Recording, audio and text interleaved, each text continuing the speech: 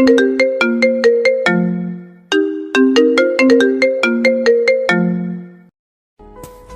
তুমি কি সত্যিই আমাকে ভালোবাসবে না কখনো? আয়ান, আজকে আমার এই শহরের শেষ দিন। আয়ান প্লিজ, একবার আমাকে স্ত্রী হিসেবে মেনে নাও। আমি কথা দিচ্ছি সারা জীবন তোমার পাশে থাকবো, কখনোই তোমাকে ছেড়ে যাব না। দেখেন, এটা কখনোই সম্ভব না। আমি আপনার থেকে অনেক ছোট, আর তার থেকে বড় কথা, আমার বাবা মায়ের পরিচয় নাই। একজন এতিম ছেলেকে আপনার বাবা মা জামাই হিসেবে মানবে না, আর আমাদের হয়েছে জোরপূর্বক। এখানে এইটা দুর্ঘটনায় ভেবে ভুলে যাওয়া ভালো। আয়ান, আমি তোমাকে সত্যি অনেক ভালোবাসি, তুমি আমার কথা বিশ্বাস করো। একবার শুধু তুমি আমার হয়ে যাও, আমি সত্যি তোমার হাত কোনো দিন ছেড়ে দিব না। মৃত্যুর আগ পর্যন্ত আমি তোমার পাশে থাকবো। তোমাকে কে মেনে নিবে না নিবে ওইটা দেখার দরকার নেই, তুমি শুধু আমার পাশে থাকলেই চলবে। এইসব আপনার আবেগ। আমাকে কেউ সত্যি করে ভালোবাসতে পারে না। আমি কারো ভালোবাসা পাওয়ার যোগ্যতা রাখি না। নিজের বাবা মা আমাকে এতিমখানায় রেখে চলে গেছে, আর সেখানে তো অন্য কারো ভালোবাসা পাওয়ার তো বিলাসিতা। সময় হইলে আপনিও আমাকে ছেড়ে দিবেন, আর আপনি বড়লোক মানুষ, আমার সাথে আপনি থাকতে পারবেন না। ওকে, যা বোঝার বুঝেছি। ওকে, ভালো থেকো। তোমাকে বোঝাতে বোঝাতে আজ সত্যি আমি ক্লান্ত। ভালো থেকো, আর কোনো দিন আমার মুখ দেখবে না। আমি চলে যাচ্ছি। নদী কান্না করতে করতে চলে গেল। হঠাৎ নদী ঘুম ভেঙে গিয়ে লাফ দিয়ে উঠে পড়ল। নদী চোখের কোণায় পানি দেখে মুছে নিল। নদী ফ্রেশ হয়ে রুম থেকে বের হয়ে গেল, নিচে হাঁটতে লাগলো। চশমা ঠিক করতে করতে হঠাৎ সিঁড়িতে পা ফসকে পড়ে যাবে। সাথে সাথে কেউ দৌড়ে এসে নদীকে ধরে ফেলল। সবাই নদী বলেই চিৎকার দিল। নদী ভয়ে চোখ বন্ধ করাতেই যখন দেখল পড়ে যাওয়ার থেকে কেউ তাকে ধরে আছে, নদী চোখ খুলতেই চমকে গেল। নদী সাথে সাথে ধাক্কা দিয়ে সরিয়ে দিল। নদী কিছু বলার আগে ছেলেটা বলে উঠল, ম্যাম ঠিক আছেন? গুড জব আমার মেয়েকে বাঁচানোর জন্য, থ্যাংক ইউ। বস, এইটা আমার কর্তব্য। নদী চশমা পরে আয়নের দিকে তাকিয়ে বলল, আব্বু, এই ছেলেটা কে? আমি আপনাদের বাসায় নতুন বডিগার্ড। কি নতুন বডিগার্ড মানে? হ্যাঁ মা, আগের বডিগার্ডকে বাদ দিয়ে দিয়েছি। আজ থেকে তোমরা 3 বোন আয়ানকে নিয়ে যাবে। আমার বডিগার্ডের দরকার নাই। আমি আমার সাথে আর কাউকে নিয়ে ঘুরতে পারবো না। আমার ফ্রেন্ডরা সবাই এইটা নিয়ে মজা নেয়। আব্বু, তুমি আপুদের জন্য ওকে রেখে দাও। আর হ্যাঁ, আমার আশেপাশে যেন ওকে না দেখি। আরে এই ছেলেটাই তোকে কিভাবে বাঁচালো দেখলি না? গতকাল রাতে তুলিকে বাঁচিয়েছে। ওই যদি না বাঁচাতো আজকে কি হতো জানিস? দেখ মা, আমি বেশি রিস্ক নিতে চাই না। আমাকে অন্য বডিগার্ড দাও, বাট এটা না। ম্যাম, আমাকে তো আপনার জন্য চয়েস করা হয়েছে। আপনি আমাকে কেন পছন্দ করছেন না? আব্বু, পাল্টাতে বলো। নদী চুপ, অনেকক্ষণ ধরে তামাশা দেখছি, একদম চুপ করে থাকো। ওই ছেলেটাই তোমার বডিগার্ড হবে, এটাই ফাইনাল। নদী আর ফুপির কথা শুনে চমকে উঠল। নদী আর কিছু না বলে নিচু হয়ে চলে গেল। নদীর আব্বু ইশারা করলে আয়ান নদীর পেছন পিছন যেতে লাগলো। বাসা থেকে বের হলে আয়ানও পেছন পিছন যেতে লাগলো। পার্কের ভেতরে ঢুকে নদী জগিং করতে লাগলো। আয়ান নদীর পেছন পিছন যেতে লাগলো। নদী ইচ্ছে করে জঙ্গলের দিকে গেলে আয়ানও জঙ্গলের দিকে গেলে নদী রেগেই কলার ধরে বলল, এখানে কেন এসেছো? আয়ান নদীকে গাছের সাথে চেপে ধরে ঠোঁটজোড়া নিজের দখলে নিয়ে নিল। নদী সরিয়ে দিতে গেলেই নদীর কোমর ধরে নিজের সাথে জড়িয়ে নিয়ে হাত দুইটা পেছন ধরে কিস করতে থাকলো। আয়ান 3 মিনিট পর ছেড়ে দিল। নদী আয়ানকে ধাক্কা দিয়ে বলে, তোমার সাহস কি করে হয় বডিগার্ড হয়ে মালকিনের ঠোঁটে কিস করার? আগে বউ, তারপর মালকিন। কিসের বউ? হ্যাঁ, আমি কারো বউ না। তুমি কারো বউ না, তুমি শুধু আয়ানের বউ। একদম চুপ। কিসের বউ? আমার কাছে যদি আর একবার আসো, আমি তোমাকে খুন করে ফেলবো। আমি আর তোমাকে ভালোবাসি না। নদী কথাগুলো বলেই চলে যেতে লাগলো। আয়ান নদীর পেছন পিছন যেতে লাগলো। আয়ান বেঞ্চিতে বসে থেকেই নদীর জগিং করা দেখতে লাগলো। 8টার দিকেই নদী বাসার দিকে যেতে লাগলো। আয়ান নদীর পেছন পেছন যেতে লাগলো। আয়ান নদীর পাশে হাঁটতে হাঁটতে বলল, আইসক্রিম খাবে? আমি কারোর কোনো কিছু খাই না। আরে টাকা আমি দিব না তো তুমি দিবে? আমি জাস্ট নিয়ে এসে দিব। কি এই কথা তুমি বলছো? আমি কি অতীত ভুলে গেছি নাকি?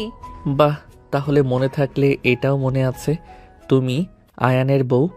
আয়ানের কথা শুনে নদী কিছু না বলেই বাসার দিকে চলে গেল। আয়ান ভেতরে গেলেই নদীর বোন তুলি আয়ানকে বলল, আমি কলেজে যাব। ওকে চলেন। খাবার খেয়ে তো যাবি নাকি? নদীর ফুপির কথা শুনেই তুলি বলে ওঠে। বাড়ি থেকে খেয়ে দিব, আমি এখন আসছি। আয়ান তুলিকে নিয়ে যেতে লাগলো। তুলির কলেজ ছুটি হলেই আয়ান তুলির সাথে বাসায় আসে। এসে দেখে সবাই বসে গল্প করছে। নদী আয়ানকে দেখে বলল, এই ছেলে সারাদিন কিছু খাইছো নাকি? ওইখানে দাঁড়িয়েছিলে। বনরুটি খাইছিলাম, পেট ভরা আছে। আয়ানের কথা শুনে নদীর বোন তুলি, উফ, আমার তো খেয়ালই ছিল না। এই নাও, এই টাকাটা নিয়ে বাড়ি থেকে খেয়ে আসো। লাগবে না ম্যাম, আমার কাছে আছে। ওই শোনো, বলেন। খাবার খেয়ে নাও, আমি বের হব। আচ্ছা, আমি বাহির থেকে খেয়ে আসছি।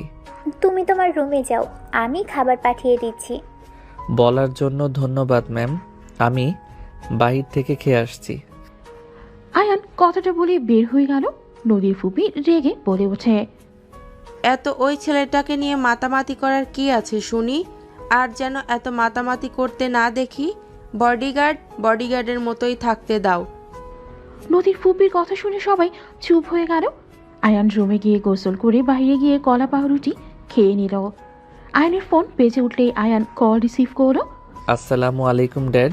ওয়ালাইকুম আসসালাম, কেমন আছো? আলহামদুলিল্লাহ, আপনি? আলহামদুলিল্লাহ, তুমি কোথায়? আমি তো রাস্তায় ড্যাড। আয়ান, সত্যি করে বলো তুমি কোথায়? রাহেলা চৌধুরী বাসায়। হোয়াট, মাথা ঠিক আছে? হ্যাঁ, মাথা ঠিক আছে। আমার অনেক প্রশ্ন আছে, আমাকে জানতে হবে, আর আমাকে নিয়ে চিন্তা করেন না। আয়ান, সব সময় ঝামেলা ভিতরে না গেলে তোমার হয় না? দেখো আমি দেশের বাইরে, তোমার কিছু হইলে আমি কিভাবে থাকবো? কেন বুঝতে পারছো না? ওইসব ভয় আমি করি না, একদিন না একদিন মারা যেতে হবেই। ড্যাড, এত চিন্তা করেন না। আমি আজ দেশে আসবো। আমাকে নিয়ে এত চিন্তা কেন করছেন? দেখেন, এমন করলে আমি কিন্তু আমার মতো হারিয়ে যাব। আয়ান, এটা খুব বাড়াবাড়ি হচ্ছে। ড্যাড, আমার কিছু হবে না। আচ্ছা, রাখছি। আয়ান কল কেটে দিয়েই পকেটে ফোন রেখে বাসার ভেতরে ঢুকে পড়ল। আয়ান হেঁটে সোজা সদর দরজার সামনে গিয়ে কলিং বেল দিলে নদী খুলে দিল। আয়ানকে দেখে বলল, চলো। আয়ান নদীকে নিয়ে যেতে লাগলো। আয়ান ড্রাইভারকে না করে দিয়ে নিজেই ড্রাইভিং করতে চাইলে ড্রাইভার রাজি না হলে নদী ইশারা করলে ড্রাইভার বলে ওঠে, ম্যাম, এই ছেলেটা নতুন, আমি আপনার সাথে এভাবে পাঠিয়ে দিতে পারি না। আমি ভেতরে থেকে কথা বলে আসব, তারপর চাবি দেব, তার আগে না। ড্রাইভার কথাগুলো বলে ভেতরে চলে গেল। আয়ান গাড়িতে একটা থাপ্পড় মেরে বলে, নিজের বউকে নিয়ে যাব, তাও আবার 14 গোষ্ঠী অনুমতি নেওয়া লাগবে? আস্তে কথা বলো। আমার ফ্যামিলিকে সাধারণ ফ্যামিলি ভেবো না। আমার দাদা সম্পর্কে কিছু জানো? তোমাকে লাগবে। তোমার দাদাকে দিয়ে কি করব? আমাকে কখনোই পাবে না। আমি আর তোমাকে চাই না। আর এইসব করে কোনো লাভ নেই। আমার বিয়ে ঠিক হয়ে গেছে। 2 মাস পর আমার বিয়ে। জামাই থাকতে আবার বিয়ে কিভাবে হয়? আমি ডিভোর্স লেটার পাঠিয়ে দিতাম। ডিভোর্স লেটারে সাইন করব না। নদী কিছু বলবে তার আগেই ড্রাইভার এসে বলে, এই ছেলে তোমাকে ভেতরে যেতে বলছে। আয়ান বিরক্ত হয়ে ভেতরে চলে যেতে লাগলো। নদী আয়ানের পেছন পেছন যেতে লাগলো।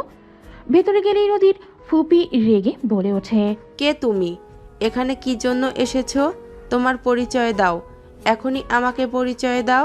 আমি আয়ান, এতিমখানায় বড় হয়েছি। পড়াশোনা হয়েছে, টাকা নাই, চাকরিও নাই।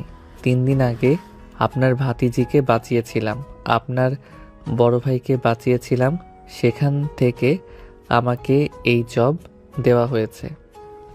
আমার কেন জানি মনে হচ্ছে, কোথায় তোমার এতিমখানা? আর এনআইডি কার্ড দেখাও। আয়ান কিছু বলতে যাবেই সাথে সাথে নদীর ফুপির কাছে একজন লোক এসে নদীর ফুপির কানে কানে কিছু বললে সাথে সাথেই নদীর ফুপি থমকে গেল। আয়ানের দিকে অসহায়ভাবে তাকিয়ে কাপা কাপা কণ্ঠে বলল, আচ্ছা যাও। আমার ঠিকানা কি লিখে দিব? আপনি গিয়ে খোঁজ খবর নিয়ে আসেন। নদীর ফুপির চোখে পানি জমাট বাঁধলে সাথে সাথেই নিজেকে কন্ট্রোল করে বলল, চলে যাও, দিতে হবে না। নদী, তোরা যা। সবাই অবাক হয়ে গেল। আয়ান ভ্রু কুচকে তাকালো। নদী আয়ানকে বলল, তাহলে চলো। আয়ান নদীর সাথে চলে গেল। ড্রাইভ সিটে বসতে নদী পেছনে গিয়ে বসলো। আয়ান ড্রাইভিং করতে লাগলো। কিছু দূর গিয়ে আয়ান গাড়ি থামিয়ে পেছনের দিকে তাকিয়ে বলল, ওই আমি তোমার ড্রাইভার নাকি? সামনে আসো। যাব না। আসবে নাকি আমি নিচে তাকিয়ে ড্রাইভিং করব? আসছি। নদী নেমে আয়ানের পাশে বসলো। আয়ান সিট বেল্ট পরিয়ে দিয়ে গালে কিস করে ড্রাইভিং করতে লাগলো।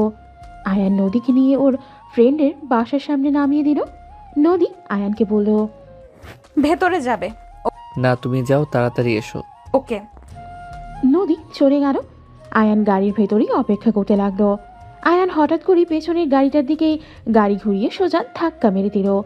আয়ানের এমন কাণ্ড দেখে ওইখানেই লোকটা বের হয়ে মারতে আসতে আয়ান মুখে মাস্ক পরে বাহিরে বের হয়। গাড়ি থেকে নেমে সবগুলোর সাথে ফাইট করতে লাগলো। মারামারি করতে করতে আয়ানের হাতে চাকু লাগলেই হাত দিয়ে রক্ত পড়তে লাগলো। আয়ান লোকটার পায়ে সজোরে লাথি মারলে পড়ে গেল। আয়ান আরও মারতে যাবে, সাথে সাথে সবাই লোকটাকে টেনে গাড়ির ভেতরে তুলে দৌড়ে পালিয়ে গেল। আয়ান গাড়ির কাছে গিয়ে গাড়ির দরজা খুলে পানির বোতলটা নিয়ে হাত ধুতে লাগলো। বারান্দা থেকে নদী এইসব কাণ্ড দেখে তাড়াতাড়ি করে ফ্রেন্ডের থেকে বিদায় নিয়ে নিচে চলে আসতো। আয়ানের ভেতরে হাতে রুমাল বেঁধে নিয়ে বসে আছে। আয়ান, তোমার কাজ শেষ? এখানে এত রক্ত কেন? তোমার হাতে কি হয়েছে? ও কিছু না, বসো। নদী গাড়ির ভেতরে বসে আয়ানের হাত টান দিয়ে নিয়ে রুমাল খুলে চমকে গেল। আয়ান সাথে সাথে রুমাল নিয়ে হাত সরিয়ে বেঁধে বলল, তেমন কিছু হয় নাই। এতখানি কেটে গেছে আর তুই বলছিস তোর কিছুই হয় নাই? আমি তোমার হাজবেন্ড, আমাকে তুই বলস? ছি। ছাড়, আমি ড্রাইভিং করছি। নদী আয়ানের কোলে বসতেই আয়ান মিটি মিটি হাসতে লাগলো। নদী সাথে সাথে উঠে বলল, ওই সিটে যাও। ভালোই তো লাগছিল, বসো। আমি থাপ্পড় মারবো। চালাতে পারবো। ধরো, নিজের সিটে যাও। আয়ান নদীর কোমর ধরেই পাশের সিটে বসিয়ে দিল। আয়ান গাড়ি ড্রাইভ করতে লাগলো। নদী আয়ানের হাতেই ওড়না দিয়ে ছিঁড়ে বেঁধে দিতে লাগলো। আয়ান মিটি মিটি হেসে বলল, আমাকে তো পছন্দ করো না, তাহলে আমার হাতে নিজের ওড়না ছিঁড়ে বেঁধে দিচ্ছ? তোমার জায়গায় অন্য কেউ থাকলে এটা করতাম। সো এইখানে ভালোবাসা খোঁজার কোনো মানে হয় না। ভালো। ওই লোকগুলো কে? আমি কি জানি? আপনাদের কোনো শত্রু হবে হয়তো। তুমি কিভাবে জানলে ওই আমাদের ক্ষতি করবে? আমি খেয়াল করছি আমাদের পিছনে লাগছে। আমরা যেই দিকে যাই সেদিকে আসে। এমনকি আমি এখানে গাড়ি থামাতে ওই পিছনে থেমে গেছে। আর আয়নার দিকে তাকাতেই দেখি একজনের হাতে চাকু, আরেকজন দূরবীন দিয়ে আপনাকে দেখছে। ও আচ্ছা। একটা কথা বলেন তো, আপনাদের এত শত্রু কেন? আমার দাদা মাফিয়ার কিং ছিল, বাট আমার দাদা ভালো মানুষের সাহায্য করত। আব্বু ফুপি দাদার কাজে সাহায্য করত। আমরা হওয়ার পর আব্বু ওইসব থেকে দূরে সরে যায় আর ফুপির ভালোবেসে বিয়ে করলো। ফুপির সন্তানকে শত্রুরা মেরে ফেলে। সেই থেকে ফুপা ফুপির ছাড়াছাড়ি হয়ে যায়। দাদা সব কিছু ছেড়ে দিলেও শত্রু দলগুলো এখনো আমাদের পিছনে লেগে আছে। ওই এলাকাতে এসেও লাভ হয় নাই, এই এলাকাতে এসেও লাভ হয় নাই। ও আচ্ছা, আপনার দাদা এখন কোথায়? লন্ডন আছে, খুব তাড়াতাড়ি দেশে আসবে। ও আচ্ছা। আয়ান আর কিছু না বলেই ড্রাইভিং করতে লাগলো। হঠাৎ নদী করে গাড়ি থামতে বলল। আয়ান গাড়ি থামিয়ে ভ্রু কুচকে তাকিয়ে বলল, কি হয়েছে? ক্ষুধা লাগছে, ভেতরে চলো। কি তুমি না খেয়ে আসলে? ভেতরে যেতে বলছি, চলো। আয়ান গাড়ি সাইডে রেখেই নদীর সাথে যেতে লাগলো। রেস্তোরাঁ ভেতরে ঢুকে নদী আয়ান একটা টেবিলের সামনে বসে পড়ল। নদী মেনু কার্ড হাতে নিয়ে আয়ানের দিকে দিয়ে বলল, কি খাবে অর্ডার দাও। তুমি কি খাবে সেটা দাও, আমি কিছু খাবো না। নাটক করবে না, সারাদিন কিছু খাও নাই, তাড়াতাড়ি অর্ডার দাও। আয়ান আর কিছু না বলেই অর্ডার দিয়ে দিল। আয়ান খাবারের অপেক্ষা করতে লাগলো। হঠাৎ ফোন বেজে উঠলে আয়ান সাথে সাথেই ফোনটা বের করে দেখে নদীকে বলল, তুমি থেকো, আমি একটু কথা বলে আসি। আয়ান উঠে সাইডে চলে গেল। নদী বেশ অবাকই হলো, বাট কিছু বলল না। আয়ান কথা বলা শেষ করে ফিরে আসতে খাবারও চলে আসতো। আয়ান খাবার খেতে লাগলো আর নদীকে বলল, কি ব্যাপার, আমার দিকে তাকিয়ে কি দেখছো? খাবার খাও। তুমি খাও, আমার ক্ষুধা নেই। এ তো আমি খেতে পারবো, মাথা ঠিক আছে? পার্সেল করে নিয়ে যাও। আয়ান খাবার খেয়ে বিল নিয়ে আসতে বলল। খাবারের বিল এগিয়ে দিলে নদী খাবারের বিল দিল। বাকি খাবার পার্সেল করতে বলে। এইসব নিব না, বউ তো আছে খাওয়ানোর জন্য। বউয়ের টাকা খাবো, ভালো জিনিস এইসব খাবো না। আয়ান কথাগুলো বলেই উঠে চলে গেল। নদী কিছু না বলে আয়ানের পেছন পেছন যেতে লাগলো। আয়ান গাড়িতে উঠে বসে পড়ল। নদী আয়ানের পাশে বসলো। আয়ান ড্রাইভিং করে যেতে লাগলো। দুইজন চুপচাপ বসে আছে, কারো মুখে কোনো কথা নেই। নদীদের বাসার ভেতরে গাড়ি থামাতেই নদী নেমে চলে যেতে লাগলো। আয়ান ড্রাইভারকে গাড়ির চাবি দিতে চলে গেল। ড্রাইভারকে চাবি দিয়ে আয়ান সোজা সদর দরজা নক করলো। নদীর আম্মু দরজা খুলে দিল। আয়ান, তোমার হাতে কি হয়েছে? তেমন কিছু না আন্টি। স্যার বা ম্যাম কি আছে? হ্যাঁ, সবাই আছে। আয়ান ভেতরে ঢুকলো। বসার রুমে যেতে হুট করে একজন দৌড়ে এসে আয়ানকে জড়িয়ে ধরে বলল, জান পাখি, তুমি এখানে কি করো? তোমাকে আমি কত খুঁজছি, তোমার কোনো ধারণা আছে? আয়ানের নদীর দিকে চোখ গেলে আয়ান ভয়ে ঢোক গিলে তুলিকে ধাক্কা দিয়ে সরিয়ে দিয়ে বলল, তুলি এখানে কি করছো? আর বেহায়াপানা করতে কতবার না করব? হ্যাঁ, এত মানুষের মাঝে জড়িয়ে ধরার মানে কি? আয়ান, তুমি কিন্তু আবার আমার সাথে রাগ দেখাচ্ছ। রাগ দেখানোর কাজ করবে আর রাগ দেখাবো না? আর তুমি এখানে কি করছো? ওয়েট, তুমি এখানে কি করছো? আমি এখানে জব নিয়েছি। কি? এখানে কিসের জব? বডিগার্ডের। কি? আমার আব্বু তোমাকে ম্যানেজার পদে চাকরি দিতে চাইলো আর তুমি সেসব ছেড়ে এখানে বডিগার্ড? মাথা ঠিক আছে? ছাড়ো তো, ম্যামের সাথে কথা আছে। ওয়েট, তোমার হাতে কি হয়েছে? আয়ানের হাত তুলি ধরতে আয়ান সরিয়ে দিয়ে সোজা নদীর ফুপির সামনে গিয়ে বলল, ম্যাম, কিছু মনে না করলে আপনার সাথে কয়েক মিনিট কথা বলতে পারবো? হ্যাঁ বলো, কি বলবে? আপনার সাথে এই লোকটা কতদিন ধরে কাজ করছে? কেন? হঠাৎ এই কথা কেন? নদীর ফুপির অ্যাসিস্ট্যান্ট আয়ানের দিকে রাগি লুক নিয়ে বলে, আমি এখানে 10 বছর ধরে কাজ করছি, আর সেখানে তোর কি করে? রহমত, ভালোভাবে কথা বলো আর চুপ থাকো। নদীর ফুপির কথা শুনে লোকটা মাথা নিচু করে থাকলো। আয়ান নদীর ফুপির দিকে তাকিয়ে বলল, ম্যাম, আপনাকে কিছু দেখাতে চাই। আয়ান ওর ফোন বের করে একটা ফুটেজ দেখালো। নদীর ফুপির আব্বু অবাক হয়ে গেল। রহমতের দিকে তাকাতেই রহমত দৌড়ে পালাতে যাবে। সাথে সাথেই আয়ান টি টেবিলের ওপর থেকে গ্লাস নিয়ে সোজা মাথায় মারল। রহমত পড়ে গেল। আয়ান দৌড়ে গিয়ে ধরে কলার ধরে টেনে নিয়ে এসে বলে, এই আপনাদের সব খবর আপনাদের শত্রুদের পাঠায়। তুমি এইসব কোথা থেকে পেলে? ম্যাম, কোথায় পেলাম সেটা থেকে গুরুত্বপূর্ণ, এই লোকটা আপনাদের 10 বছর ধরে ঠকাচ্ছে। একে কি করবে সেইটা ভাবেন। রহমত নদীর ফুপির পায়ে জড়িয়ে ধরে কান্না করতে গেলেই আয়ান লাথি দিয়ে সরিয়ে দিয়ে বলল, দূর থেকে কথা বল। আর শোন, তোর বসকে বলিস এই বাড়ির মানুষদের গায়ে হাত দেওয়ার আগে আমার সাথে যেন পাঙ্গা নেয়। আমি বেঁচে থাকতে এই পরিবারের এক চুলও ক্ষতি হতে দিব না। নদীর ফুপি আয়নের দিকে তাকিয়ে আছে। নদীর আব্বু রহমতকে মারতে লাগলো। আয়ান ওইখানে না দাঁড়িয়ে বের হয়ে গেল। নদীর আব্বু অন্য বডিগার্ডদের দিয়ে রহমতের ব্যবস্থা করতে দিয়ে দিল। তুলি বলে উঠল, বাহ, আমার হবু বউটা কত ট্যালেন্টেড, শুধু পড়াশোনা না, সব দিক দিকে ট্যালেন্ট আছে। তুলির হবুবর বলছিস মানে? আয়ানকে কিভাবে চেনোস? আয়ান আমার প্রাইভেট শিক্ষক ছিল, আমাকে পড়াতে আসতো, তখন থেকে চিনি। আয়ানকে আমার ভালো লেগে যায়। আর আব্বু আম্মু দাদিমার সবাই অনেক ভালোবাসে। আব্বু তো বিয়ের কথা বলেছে, বাট বজ্জারটা রাজি হয় না। ও আচ্ছা, লেগে থাকো, পটাতে পারলে তোমার। নদীর ফুপির মুখ থেকে এমন কথা শুনে সবাই অবাক হয়ে তাকালো। নদী ভ্রু কুচকে বলল, ফুপি, এটা কি বললে? পটাতে পারলে তুলির? নদীর ফুপির কিছুটা অকওয়ার্ড ফিল করতে লাগলো। নদীর ফুপি বলে ওঠে, ভাইজান শুনো, হ্যাঁ বল।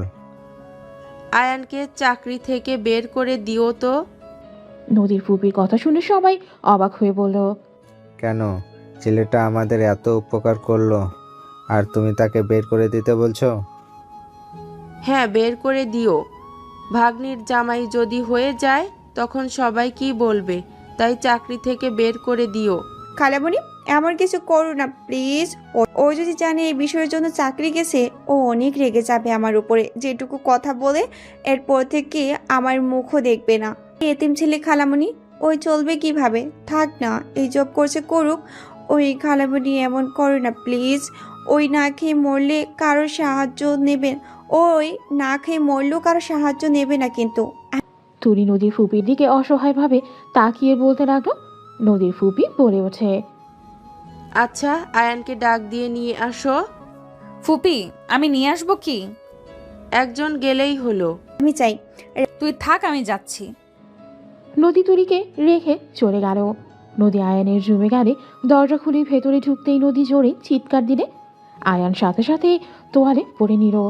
নদীর দিকে তাকিয়ে গিয়ে মুখে হাত দিয়ে বন্ধ করে বলল, আরে তুমি এখানে কি করছো? আর এমন জোরে চিৎকার দিয়েছো মনে হয় আমি পরপুরুষ। নদী আয়ানকে ধাক্কা দিয়ে সরিয়ে দিয়ে বলল, দরজার সিটকানি না লাগিয়ে তোর তোয়ালা পড়তে হবে। কুত্তা, আমার জায়গায় যদি তুলি আসতো। তুলি কেন আসবে? আর তুমি নক না করে ঢুকছো কেন? গোসল করছি, তোয়ালে খুলে যাচ্ছিল, তাই ঠিক করে পড়ছিলাম। কে জানতো তুমি আসবে? ফুপি ডাকছে, আর কিছু কথা বলার জন্য এসেছিলাম। তোর সামনে দাঁড়াতে শরম লাগছে। নদী চলে যেতে নিলে আয়ান টান দিয়ে নিজের সাথে জড়িয়ে নিল। নদী লজ্জায় লাল হয়ে যেতে লাগলো। আয়ানের বুকে হাত দিয়ে সরিয়ে দিতে গেলে আয়ান নাকে হালকা করে কামড় দিয়ে বলল, এত লজ্জা কেন পাচ্ছ? স্বামীরটা তো একসময় দেখতেই। নদী লজ্জায় আয়ানকে ধাক্কা দিয়ে দৌড়ে রুম থেকে বের হয়ে গেল। আয়ান মিটি মিটি হাসতে লাগলো। আয়ান তাড়াতাড়ি করে শার্ট প্যান্ট বের করে নিল। শার্ট প্যান্ট পরে রুমে দরজা লাগিয়ে দিয়ে চলে গেল। বসার ঘরে গেলে দেখে নদী নাই। আয়ান নদীর ফুপিকে বলল, ম্যাম আমাকে ডাকছিলেন? হ্যাঁ, এখানে বসো, তোমার সাথে কথা আছে। বসতে হবে না, আপনি বলেন, আমি শুনছি। আয়ানের ফোন বাজতে লাগলো। আয়ান কল কেটে দিলেও বারবার বাজতে লাগলো। নদীর ফুপি বলে, কল রিসিভ করো। সমস্যা নাই ম্যাম, আপনি বলেন। আবার কল দিলে আয়ানের রাগ উঠে গেলে আয়ান কল রিসিভ করে দাঁতে দাঁত চেপে বলে, সমস্যা কি? কল কেটে দিচ্ছি, তার মানে কল রিসিভ করতে চাচ্ছি না? আমার কথাটা কি বুঝেন না? না, বুঝি না। বুঝার কোনো দরকার আমার নাই। বারবার কল দিচ্ছি, ধরছো না কেন? আয়ান কণ্ঠটা খুব কাছ থেকে শুনল। আয়ান পেছনে ঘুরে তাকালো। সামনে থাকা মেয়েটা অবাক হয়ে গেল। আয়ান রাইসাকে বলল, আপনি এখানে? তুমি এখানে কি করো? আমি এখানে কি করি পরে বলছি, আপাতত নিজের মুখ বন্ধ রাখেন। রাইসা, আম্মু কেমন আছো? রাইসা নদীর ফুপিকে জড়িয়ে ধরে বলল, আলহামদুলিল্লাহ ভালো মামুনি, তুমি কেমন আছো? আলহামদুলিল্লাহ। তোমার আব্বুর সাথে কথা হয়েছে? তুমি এখানে থাকবে শুনে ভালো লাগছে। আমারও অনেক ভালো লাগছে। আব্বু শেষমেশ রাজি হয়েছে। রাইসা আপু, তুমি আয়নকে চেনো? হ্যাঁ, ওয়েট, তুমি এখানে কি করছো? আমার প্রশ্নের উত্তর দাও। আমি তোমাকে এয়ারপোর্ট থেকে বের হয়ে কলের উপর কল দিয়ে যাচ্ছি। তোমার কি আমার কল ধরার প্রয়োজন নাই নাকি? দেখেন ম্যাম, আপনার সাথে আমি পরে কথা বলি। কি? আমি তোমার হবু বউ, আমাকে ম্যাম কেন বলছো? উফ, আপনি একটু চুপ থাকবেন? ম্যাম, আপনি কি বলতে চাইলেন বলেন প্লিজ। ওর কথা রাখ, আগে আমার দিকে তাকা। রাইসা আপু তোর হবু বউ মানে? আমার না, আমার বসের। তুমি চুপ থাকো। কি যা তা বলো, মাথা খারাপ হয়ে গেছে নাকি? খারাপ না, আপনি চুপ থাকেন। এই ছেলে কাহিনী যে মেয়ে এই বাসায় আছে, সে বলে তুমি তার হবু স্বামী। আমি কি জানি ওনারা কেন এসব বলে। আমার মেজাজটা এখন গরম হয়ে যাচ্ছে। মামুনি, তোমার... রাইসা আর কিছু বলতে যাবে, সাথে সাথে আয়ান মুখ চেপে ধরল। রাইসাকে নিজের কাছে নিয়ে এসে কানে কানে বলে, প্লিজ কাউকে কিছু বলেন না, আমি এখানে বডিগার্ড হয়ে এসেছি। কি ব্যাপার? ওর মুখ চেপে কি বলো? ছাড়ো ওকে। আয়ান ছেড়ে দিলে রাইসা রেগে চলে গেল। নদীর ফুপি বলে ওঠে, তুমি এই জব ছেড়ে দাও। ম্যাম এইসব কি বলেন? আমি কি কোনো ভুল করছি? না, ভুল করো নাই, তারপর তুমি চাকরিটা ছেড়ে দাও। আমি ভুলও করলাম অথচ আমাকে বের করে দিবেন? একটা রিজন বলেন যে এই জন্য আমাকে বের করে দিবেন। যদি না পারেন তাহলে আমি এখান থেকে যাব না। দেখো, তুমি আমার ভাগ্নির বর হতে যাচ্ছ। এখানে সবাই কি বলবে যে তুলির হাজবেন্ড আগে ওর নানুর বাড়িতে বডিগার্ড হিসাবে জব করতো। বডিগার্ড জব কি খারাপ জিনিস নাকি? আর আমার কার সাথে কি হবে এক উপর আল্লাহ ছাড়া কেউ জানে না। এত নিশ্চিত হয়ে ওর হবু বর থাকতে পারেন না। আর তুলি, তুমি ছোট মানুষ, ছোটদের মতো থাকো, আমার মেজাজ খারাপ করো না। তোমার বেতন ও তো অনেক কম। ওকে তুমি আজ থেকে আমার অ্যাসিস্ট্যান্ট হবে, আমার সাথে সাথে থাকবে। নদীর ফুপির কথা শুনে সবাই অবাক হয়ে আয়ান খুশিতে বলে ওঠে, আপনি যা বলবেন, বাট চাকরি থেকে বের করে দিয়েন না। ওকে, আজ থেকে তুমি আমার পাশের রুমে থাকবে। আমার কোনো কিছুর দরকার হলেই তোমার যেন ডাকতে পারি। আর হ্যাঁ, আজ থেকে 3 বেলায় আমাদের সাথে খাবে। ঠিক আছে ম্যাম, কিন্তু আপনাদের সাথে আমার মতো এতিম ছেলে খাবার খাবে, ব্যাপারটা খারাপ দেখায়। তোমাকে ওইসব নিয়ে ভাবতে হবে না, যেটাই বলছি ওটাই করো। আর যাও, তোমার জামা কাপড় নিয়ে এসো, আমার পাশের রুমে চলে যাও। ধন্যবাদ ম্যাম। আয়ান খুশি হয়ে পেছনে ঘুরিয়ে খুশিরা চলে গেল। আয়ান তাড়াতাড়ি করে ব্যাগ নিয়ে এসে পাশের রুমে চলে গেল। আয়ান খাটার উপরে বসে থাকতে লাগলো। যাক, ভালো হইল, বউটাকে জ্বালাতে পারবো আর আমার প্ল্যানটাও কাজ করতে সুবিধা হবে। আয়ান খুশি মনে বসে থাকতে রাইসা রুমের ভেতরে এসে বলল, এসব কি? আমার ব্যক্তিগত ব্যাপারে এখানে নাক না গলালে খুশি হব। তোমাকে এখন আমার সাইকো মনে হচ্ছে। ভালো, আমি সাইকো? আমাকে বিয়ে করা বিলাসিতা? আপনি আপনার বাবা মাকে বলেন আমাকে বিয়ে করতে পারবেন না। তোমার যদি আমাকে পছন্দ না হয় তাহলে সোজা বলে দাও না কেন? এভাবে আমার কাছে ঝামেলা করার মানে কি? আমার কথা কেউ সিরিয়াসভাবে নেয় না, সেখানে আমি কি করতে পারি? তোমার ড্যাড, আমার মম ড্যাড চলে আসবে খুব তাড়াতাড়ি, তখন সবাইকে বলে দিও। আপনিও তো বলতে পারেন। আমি কেন বলবো? যান, মাথা ব্যথা করছে, ঘুমাবো। আর প্লিজ লাইটটা একটু অফ করে দিয়ে যাও। আয়ান খাটে উপরে শুয়ে পড়ল। রাইসা লাইট অফ করে রুমে দরজা চাপিয়ে দিয়ে চলে গেল। রাইসা বসার রুমে গেলে তুলি বলে, আমি আয়ানকে ডাক দিয়ে নিয়ে আসি। যেতে হবে না, ওই ঘুমিয়ে গেছে। তুমি কিভাবে জানলে? আমি ওর রুম থেকে আসছি, ওর নাকি মাথা ব্যথা করছে, লাইট অফ করে দিতে বললো, অফ করে চলে আসলাম। ও আচ্ছা। সবাই মিলেই খাবার খেতে বসলো। খাওয়া শেষ হলে সবাই বেশ কিছুক্ষণ আড্ডা দিতে দিতে হঠাৎ নদী বলে, এই, তুমি আয়নের হবু বউ, এটা কি শুরু হলো? তুলিও বলে আবার তুমিও বলছো, এসবের মানে কি? কি তুলির সাথে আবার আয়নের কিসের সম্পর্ক? তুলি তো ছোট, আর আমার মনে হয় না ওর সাথে কোনো সম্পর্ক আয়নের থাকতে পারে। কেন থাকতে পারবে না? দুইজনের ভেতরে ঝগড়া হলেই নদী রেগে ওর ছোট বোন তুলিকে বলে, আয়নের বাচ্চাকে এখন ডাক দিয়ে তুলে নিয়ে আয়। আরে, দুইজন কি শুরু করলি? নদীর ছোট বোন তুলি দৌড়ে গিয়ে আয়ানকে ডাক দিয়ে তুলে নিয়ে আসলো।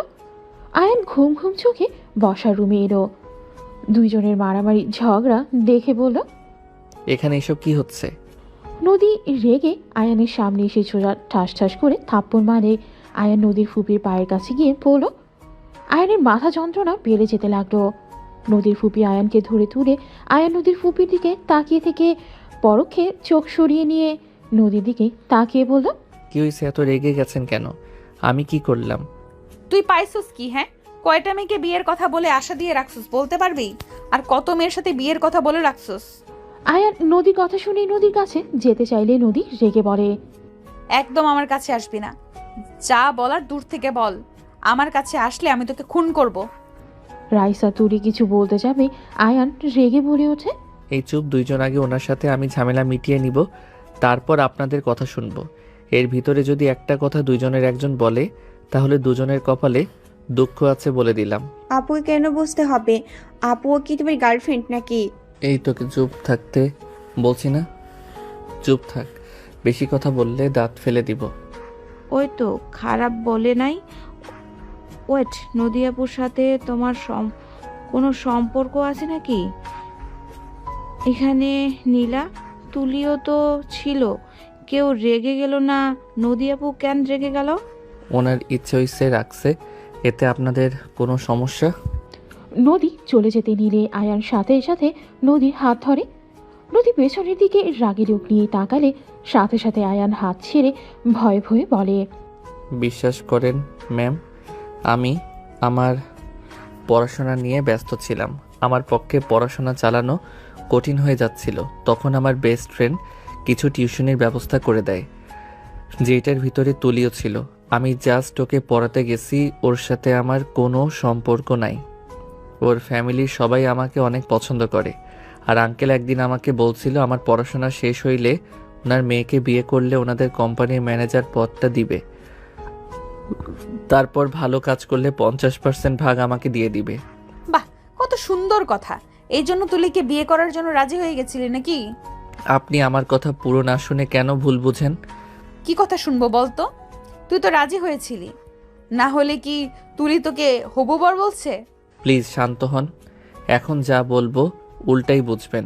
আমি সেদিন রাজি হই নাই, আমি টিউশনি ছেড়ে দিয়েছিলাম। তারপর থেকে তো আমি তুলিকে ইগনোর করে গেছি। ওর আব্বু আমার উপরে রেগে আছে, এতে আমার কিছু যায় আসে না। খুব ভালো। তা রাইসাকেও টিউশনি করাতে গেছিলেন নাকি? না, ওইটা অন্যরকম, যেইটা আপাতত বলতে পারবো না। কেন পারবেন না? তাহলে তুই হবু বর বলস কেন? তোকে রিজেক্ট করে দিয়েছে। তোর যা ইচ্ছে হয়, এতে আমার কিছু যায় আসে না। নদী রেগে গেলে চলে গেল। তুলি বলে ওঠে, রিজেক্ট করেছে আমার ভালোবাসা দিয়ে, ওর মন জয় করিয়ে নিব। ওর সাথে আমার বিয়ে ফাইনাল হয়ে আছে। দুইজনের ভেতরে আবার ঝগড়া লাগতেই আয়ান জোরে চিল্লিয়ে বলে ওঠে, এই দুইজন থামবেন। আমি আপনাদের কাউকে বিয়ে করব না। আমি অন্য কাউকে ভালোবাসি, তাকে ছাড়া আমি কাউকে আমার স্ত্রী হিসেবে মেনে নিব না। আমার একটা অতীত আছে। সবাই অবাক হয়ে গেল। আয়ান আর কিছু না বলে চলে গেল। রুমে গিয়ে খাটের ওপর বসে ভাবতে লাগলো, উফ, কোন ঝামেলায় যে পড়লাম না। একদিনে নিজের স্ত্রী, অন্যদিকে ড্যাডের পছন্দের পাত্রী। খাটে শুয়ে এই পাশ ওই পাশ করতে করতে ঘুমিয়ে গেল।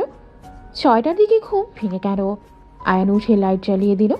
আয়ান হাতের দিকে চোখ গেলে অবাক হয়ে গেল। আয়ান মুচকি হাসি দিয়ে বলল, এইটা নিশ্চয়ই নদীর কাজ। এমন রাগও দেখাবে, আবার ভালোবাসাও দেখাবে, ফাজিল মাইয়া। আয়ান ওয়াশরুমে গিয়ে ফ্রেশ হয়ে নিল। রুম থেকে বের হয়ে দেখে সবাই বসে আছে। আয়ান নদীর ফুপির দিকে তাকিয়ে বলল, ম্যাম, এখন কি আপনি বের হবেন নাকি? নদী ম্যামকে নিয়ে পার্কে যাব। নদী বের হয়ে গেছে অন্য গার্ডকে নিয়ে। আমি 9টার দিকে বের হব। আপাতত তোমার কাজ নাই? ও আচ্ছা। আয়ান রুমে চলে যেতে নিলেই রাইসা বলে ওঠে, আয়ান, আমি বাইরে যাব, একজনের সাথে আমার মিটিং আছে। আমাকে রেখে আসতে পারবে? কখন যাবেন? এখন রেখে আসলে ভালো হবে। ওকে, চলেন। আমি ব্যাগ নিয়ে আসছি। রাইসা চলে গেল। আয়ান দাঁড়িয়ে থাকলে নদী ফুপি বলে, বসো, দাঁড়িয়ে আছো কেন? সমস্যা নেই, উনি তো চলে আসবে। আয়ানের ফোনে কল আসলে আয়ান কলটা রিসিভ করতে ওই পাশ থেকে কেউ বলে ওঠে, পারলে নিজের স্ত্রীকে বাঁচিয়ে নে। কে আপনি? এসব কি বলছেন? আয়ানের কথা শুনে বলে, কে আমি সেটাই শুনে কি করবি? নিজের স্ত্রীকে বাঁচাতে পারলে পুরনো স্কুলে ওইদিকে চলে আয়। সাথে সাথেই ফোন কেটে দিল। আয়ান দৌড়ে যেতে লাগবে, হঠাৎ নদীর সাথে ধাক্কা লাগলো। আয়ান সাথে সাথেই নদীকে ধরে ফেলে। আয়ান নদীকে দেখে শক্ত করে জড়িয়ে ধরলে নদী আয়ানকে ধাক্কা দিয়ে গালে থাপ্পড় মেরে বলে, বেয়াদব ছেলে, আমাকে জড়িয়ে ধরার সাহস কোথায় পাস? থাপ্পড় দিয়ে দাঁত ফেলে দেব। আয়ান নদীর কথা শুনে কিছু বলল না। আয়ান ভাবতে লাগলো, নদী এখানে থাকলে আমার বউকে, তাহলে এইসব কি বললো? ওয়েট, তার মানে রাইসার বিপদ আছে? উফ, মাথায় কাজ করছে না। আয়ান, এই আয়ান, কি ভাবছো? আয়ান ভাবনার জগৎ থেকে বের হয়ে দেখে নদী চলে গেছে। আয়ান রাইসার দিকে তাকিয়ে বলল, রাইসা, তোমার এখন বের হওয়া ঠিক হবে না। কেন? কিছু না, চলো। আয়ান রাইসাকে নিয়ে যেতে লাগলো। আয়ান ড্রাইভারের দিকে চাবি নিয়ে আয়ান চলে গেল। রাইসা আয়ানকে বলল, সত্যি কাউকে ভালোবাসো তুমি? হ্যাঁ। সে কে সেই ভাগ্যবতী মেয়ে? অজানা থাক। দুইজন টুকটাক কথা বলেই গন্তব্যে পৌঁছে গেল। রাইসা আয়ান নামতেই হঠাৎ করে একটা ট্রাক রাইসার দিকে আসতে আয়ান টান দিয়ে সরিয়ে নিলে রাইসা সোজা আয়ানের উপরে পড়ে গেল। রাইসা আয়ানের ঠোঁটের সাথে ঠোঁট পড়ে রাইসা যেন থমকে গেল, বরফের মতো যেন জমে গেছে। আয়ানের মাথার পেছনে ব্যথা পেয়ে আয়ান রাইসাকে তুলে মাথায় হাত দিলে দেখে মাথার পেছন থেকে রক্ত। রাইসা কিছু বলার আগেই আয়ান রাইসার হাত ধরে গাড়িতে বসিয়ে ড্রাইভিং করতে লাগলো। আয়ান, কি করছো? হসপিটালে চলো, তোমার মাথা দিয়ে রক্ত ঝরছে। আয়ান, গাড়ি আস্তে চালাও। এখন হসপিটালে যাওয়ার সময় নাই। আমাকে জানতে হবে তোমাকে ওরা কেন মারতে চায়। তোমার ওইসব জানতে হবে না, তুমি হসপিটালে চলো, রক্ত পড়ছে কিন্তু। রাইসা ব্যাগ থেকে ওড়না বের করে আয়নের মাথায় বেঁধে দিতে লাগলো। আয়ান ড্রাইভিং করতে গিয়ে অল্পের জন্য অ্যাক্সিডেন্ট করে না। রাইসার হাত সরিয়ে দিয়ে বলল, উফ, সরো, ভয়। আয়ান ওই ট্রাকের পেছন পেছন পুরনো স্কুলের দিকে চলে গেল। আয়ান গাড়ি থামাতেই গুলি ছুটতে লাগলো। রাইসা ভয়ে বলে ওঠে, আয়ান তাড়াতাড়ি গাড়ি ব্রেক করো, এখানে কেন আসলে? আয়ান তাড়াতাড়ি। পেও না, তুমি গাড়ি নিয়ে এখান থেকে যাও, আমি বাকিটা দেখে নিচ্ছি। আয়ান লোকেশন সেন্ড করে দিলে রাইসা আয়ানকে টেনে গাড়িতে বসিয়ে দিয়ে গাড়ি চালাতে লাগলো। আয়ান নামতে চাইল, রাইসা আয়ান মাথার পেছনে ধরে ঠোঁটের সাথে ঠোঁট মিলিয়ে দিয়ে বসিয়েছে। সামনের দিকে তাকিয়ে গাড়ি চালাতে লাগলো। আয়ান রাইসাকে সরিয়ে দেওয়ার চেষ্টা করতে লাগলো। আয়ান ওইখান থেকেই বের হতেই আয়ানকে ছেড়ে দিলে। আয়ান ঠাস ঠাস করে থাপ্পড় মেরে বলল, এটা কি ধরনের ব্যবহার? তুমি আমার সাথে এসব কি করলে? Just set up. তোমার কিছু হলে আঙ্কেলকে আমি কি জবাব দিতাম? আমার জন্য অলরেডি তোমার মাথা ফেটে গেছে। তোমাকে আমার জন্য এত ভাবা লাগবে না। অবশ্যই ভাবতে হবে। গাড়ি থামাও, আমাকে দেখতে হবে কে ওই কেন মারতে চায়। দেখতে হবে না? আয়নের লোকজন ওর পাশ দিয়ে গেলে আয়ন আর কিছু না বলেই রাইসার সাথে যেতে লাগলো। রাইসা আয়ানকে নিয়ে সোজা নদীদের বাসায় চলে গেল। আয়ান ভেতরে ঢুকতেই নদী বলে ওঠে, কি ব্যাপার, তোর ঠোঁটে লিপস্টিকের দাগ আর রাইসা তোমার? তার মানে বাবা, বিয়ের আগেই এসব? নদীর কথা শুনে রাইসা লজ্জা পেয়ে গেল। বড়রা সবাই হালকা করে কাশি দিলে নদী রাইসা লজ্জায় দৌড়ে চলে গেল। নদীর রাগে দুঃখে হাত মুঠো করে নিল। আয়ান নদীর ব্যাপার বুঝতে পেরে অসহায়ভাবে তাকালো। নদীর ফুপি আয়ানের দিকে তাকিয়ে বলল, চলো তাহলে। আয়ানের দিকেই তাকাতে আয়ানের কাছে ছুটে এসে বলল, আয়ান, মাথায় কি হয়েছে তোমার?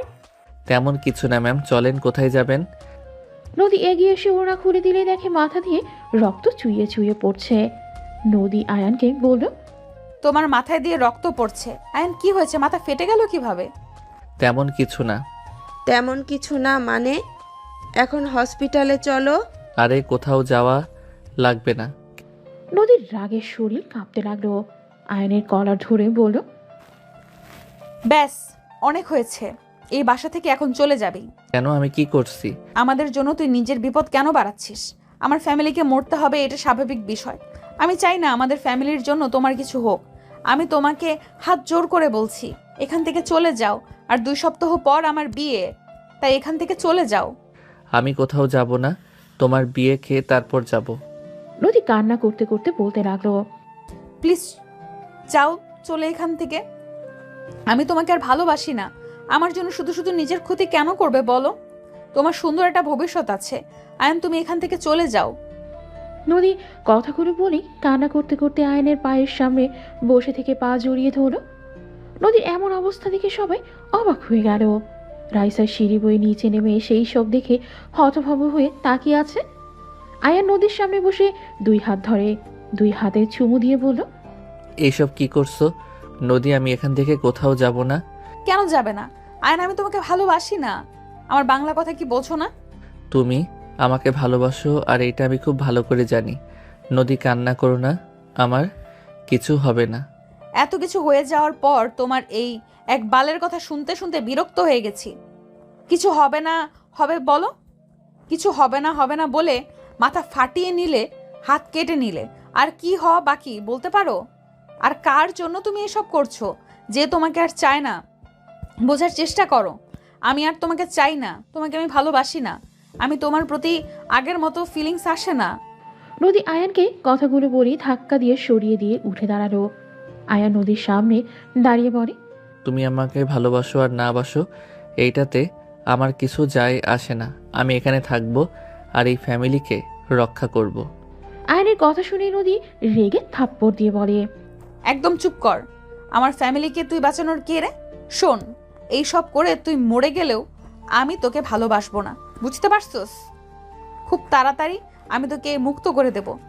রাগ তুলবে না দয়া করে। আমি এখান থেকে যাব না, এটাই আমার ফাইনাল কথা। কেন যাবে না? নদী তো বলল তোমাকে ওই ভালোবাসে না। ফুপি ওকে ঘাড় ধাক্কা দিয়ে বের করে দাও। ওই একটা বেয়াদব ছেলে, বদমাইশ ছেলে, আমার জীবন নষ্ট করতে এই বাসায় এসেছে। আমার ভালো ছেলে দেখে বিয়ে হচ্ছে, এটা ওর সহ্য হচ্ছে না। আমার বিয়ে ভাঙার জন্য ওই এখানে এসেছে। নদীর কথা শুনে আয়ানের বুকটা যেন ফেটে যাচ্ছে। আয়ান নদীর দিকে অসহায় চোখে তাকিয়ে থাকলো। নদীর আব্বু রেগে আয়ানকে মারতে লাগলো। আয়ান নদীর দিকে তাকিয়ে এক ফোঁটা পানি পড়তে সাথে সাথে নদীর ফুপি নদীর আব্বুর হাত ধরে ধাক্কা মেরে সরিয়ে দিয়ে বলল, খবরদার, কেউ ওর গায়ে হাত দিলে আমি তার হাত কেটে ফেলে দিব। আয়ান, তুমি রুমে যাও। রহিমা, আয়ানের মাথায় ব্যান্ডেজ করে দিও, আমাকে অফিসে যেতে হবে।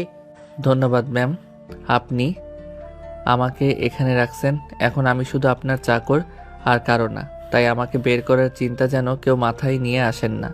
ম্যাম যেদিন বলবে আমি সেদিন এখান থেকে বের হব, তার আগে কখনোই বের হব না। রাহেলা, তুই এইসব কি বলছিস? তুই শুনলি ওই নদীর বিয়ে ভাঙতে এসছে, আর তারপর তুই ওকে এখানে থাকতে দিচ্ছি? আমার বিশ্বাস আয়ান এইটা করবে না।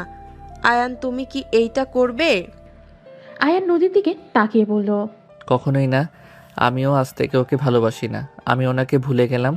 আজ থেকে আমি নদী নামে কাউকে চিনি না। গুড বয় ভাই, ওই করবে না। ওকে আয়ান, যাও রুমে গিয়ে ফ্রেশ হয়ে ব্যান্ডেজ করে খাওয়া দাওয়া করে নাও। রহিমা, তুমি আয়ানকে নিয়ে যাও। ফুপি, প্রথমে তো ওকে দেখতে পারলে না, হঠাৎ কি হলো যে তুমি ওকে এত ভালোবাসা দেখাচ্ছ? বডিগার্ড তো আরও আছে, কই কাউকে তো এত ভালোবাসতে দেখলাম না।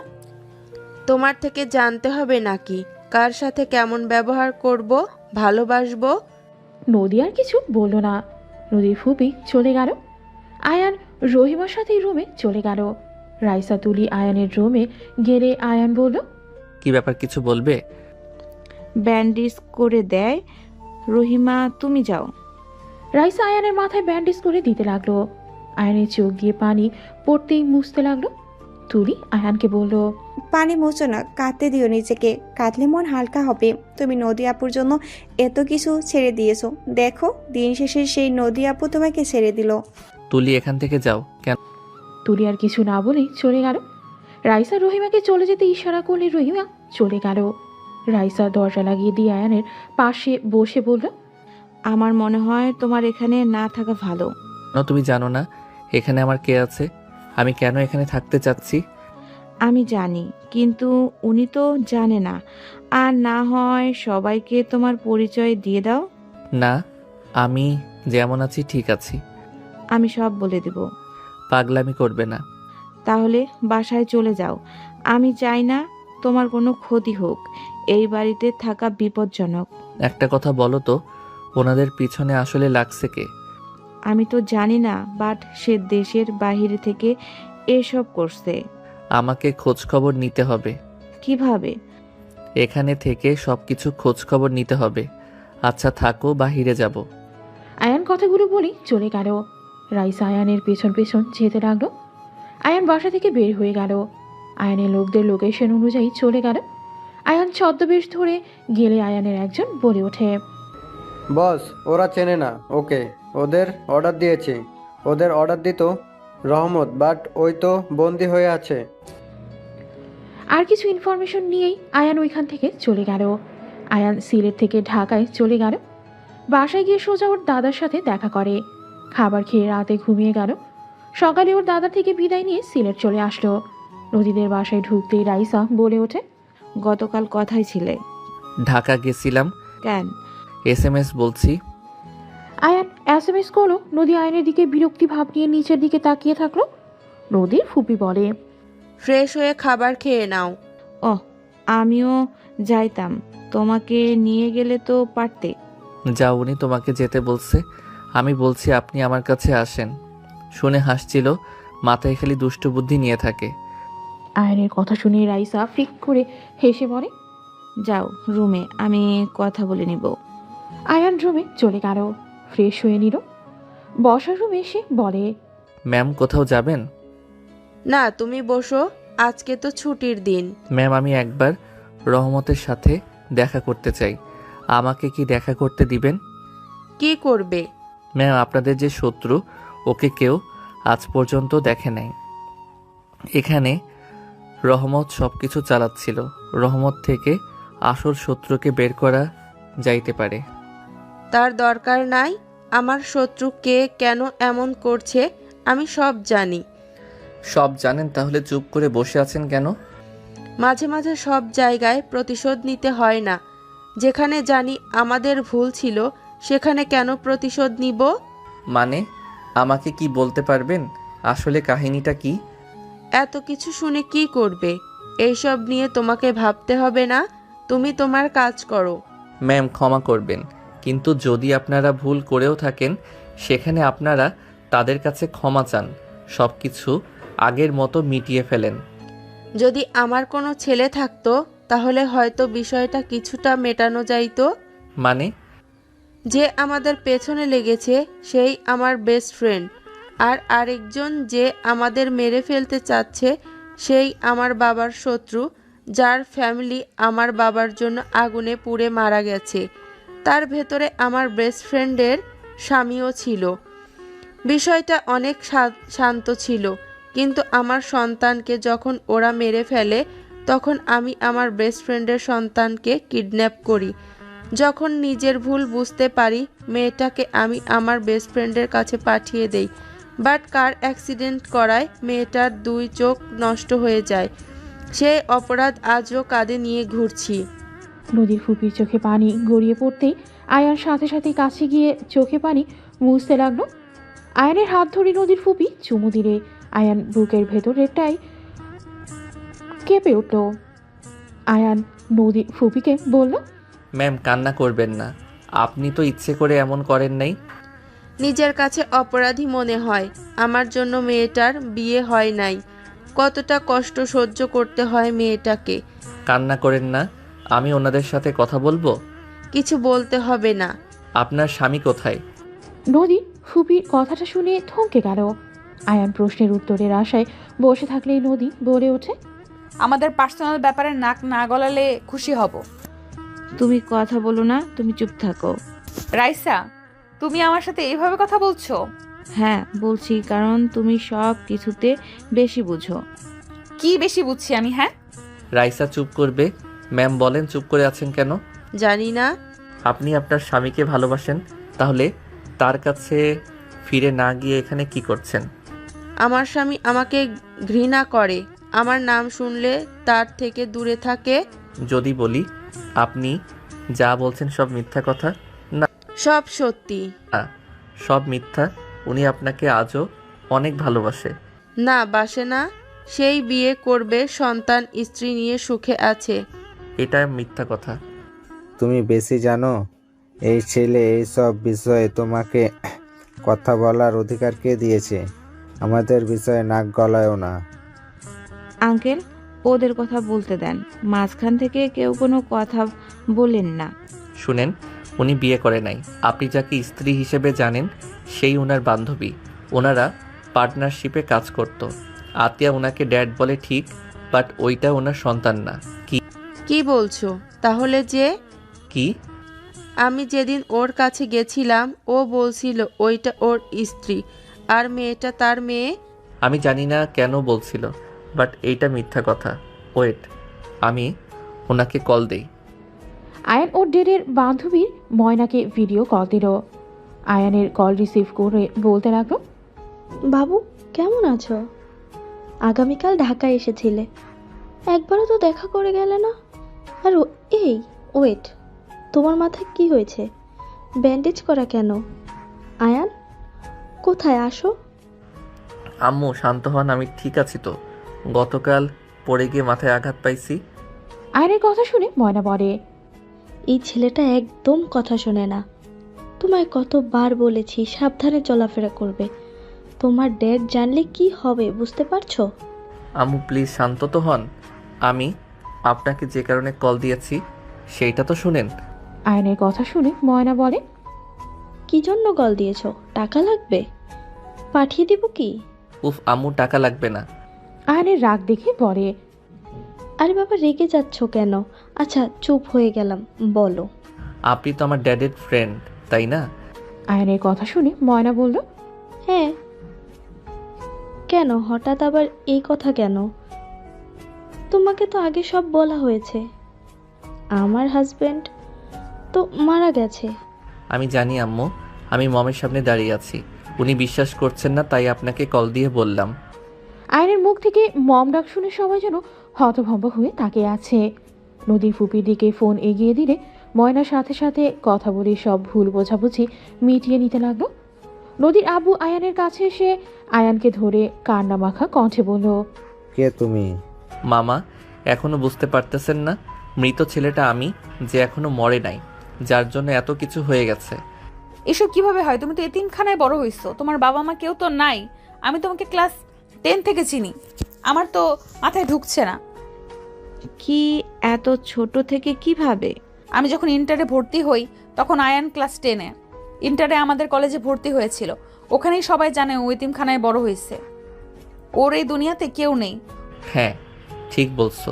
তুমি ছেড়ে আসার 3 বছর পর ড্যাড এসে আমাকে পরিচয় দিয়ে নিয়ে যায়। এতদিন আমি লন্ডন ছিলাম, 8 মাস আগে এসেছে দাদার থেকে মমের সব কিছু জেনে আমি এখানে বডিগার্ড হয়ে আসি। বাট এখানে এসে তোমাকে দেখবো এটা ভাবতে পারি নাই। ও তার মানে আমার জন্য না, ফুপির জন্য এসেছো? হ্যাঁ। নদী অনেকটাই কষ্ট পেল, বাট কিছু বলল না। নদীর ফুপি আয়ানকে জড়িয়ে ধরে সারা মুখে চুমু দিয়ে বলল, আমি জানতাম তুমি আমার ছেলে। আমি তোমাকে একবার কাছে টেনে নিতে পারি নাই, ভয় হয় যদি তোমার ক্ষতি করে দেয়। আয়ান নিজের পরিচয় না দিলে পারতে। এখন তুমি নিজের বিপদ টেনে নিয়ে আসলে। তুমি এখন এখান থেকে চলে যাবে।